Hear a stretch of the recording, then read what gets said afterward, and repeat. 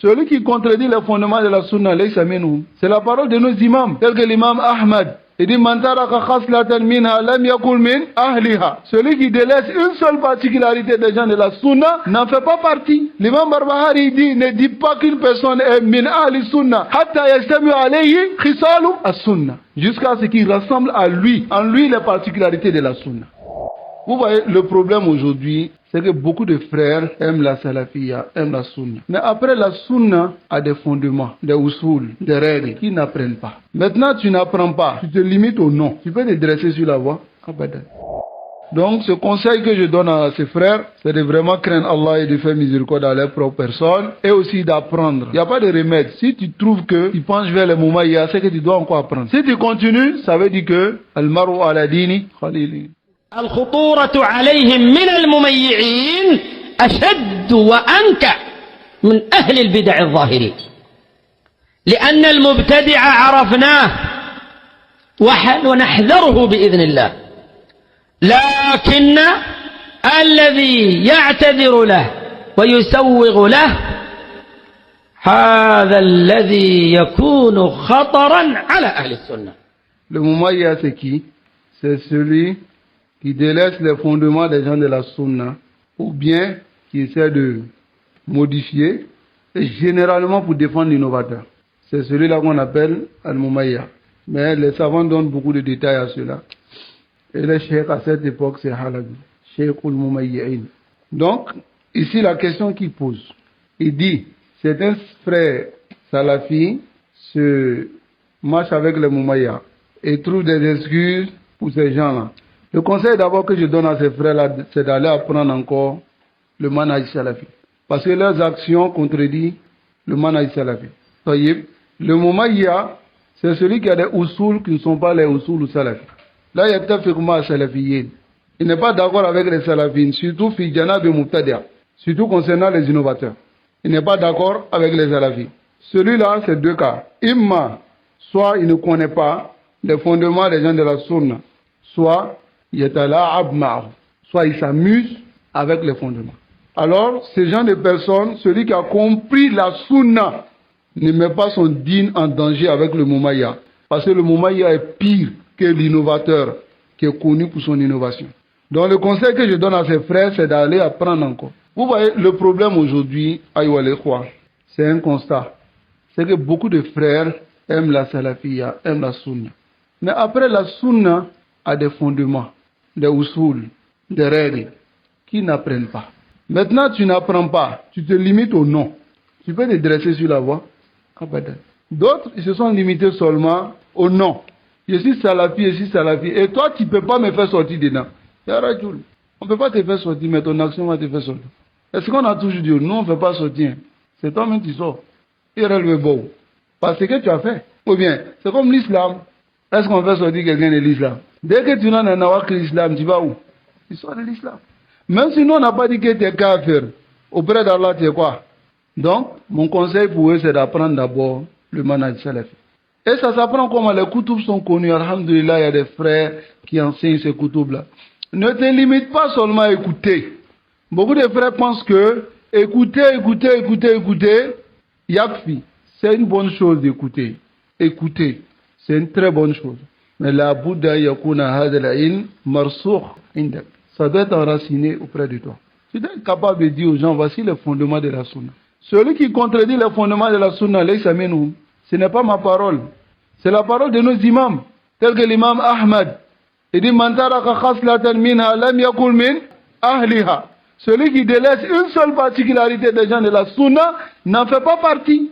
L'imam Barbahari dit, ne dit pas qu'une personne est min ahli sunna, hatta yastami alayhi khisalu as-sunna, jusqu'à ce qu'il rassemble en lui les particularités de la sunna. Donc, apprenez. Ne vous limitez pas au dia, prétention. La yusminu wa la yughni min ju'. Ça ne peut pas vous rassasier ça. Ça ne peut pas vous aider. Donc ne vous limitez pas à ça. Ça c'est la première chose. C'est le conseil que je donne à mes frères salafis. Apprenez. Et l'apprentissage, tu écoutes. Après tu viens dans les durus. Aujourd'hui, alhamdulillah, il y a des cours académiques qu'on vous donne pour vous donner la langue arabe. Pour vous donner certains koutoubs.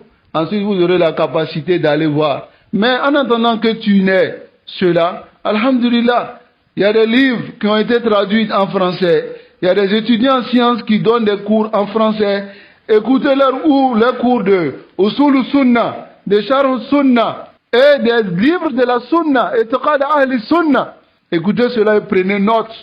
Écrivez et mémorisez la Usul afin de connaître celui qui est dedans ou celui qui n'est pas dedans.